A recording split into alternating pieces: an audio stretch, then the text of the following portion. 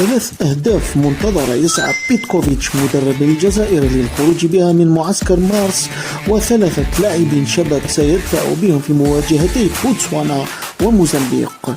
سيسعى مدرب منتخب الجزائر فلاديمير بيتكوفيتش لتحقيق 3 أهداف من المعسكر المقرر خلال الفترة الممتدة من 17 مارس إلى غاية 25 من نفس الشهر،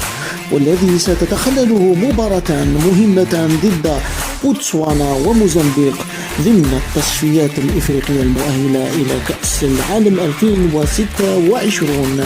هذا الرهان سيسعى من خلال المدرب بيتكوفيتش إلى تحقيق العديد من الأهداف مع الخضر، والتي إن تحققت سيكون لها انعكاس إيجابي كبير لما هو قادم. وسيتزامن هذا المعسكر مع مرور سنة كاملة على تعيين بيتكوفيتش مدربا للمنتخب محاربي الصحراء خلفا للمدرب الجزائري جمال بالماضي. فالهدف الأول والأهم الذي سيعمل بيتكوفيتش على تحقيقه في معسكر الشهر الجاري هو تحقيق النقاط الكاملة في لقائي الجولتين 5 و6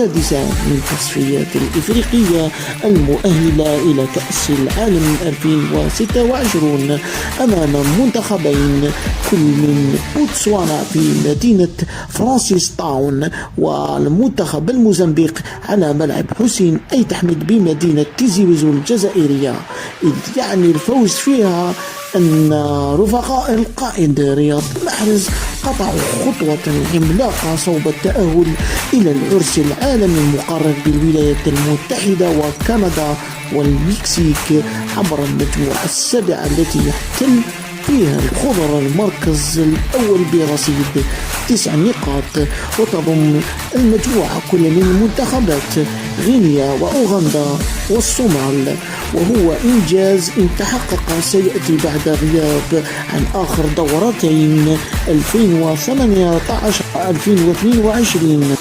في الأخير ما تنسوا شابونينا في القناة وعملوا زر الاشتراك وفعلوا زر الجرس ليصلكم كل جديد.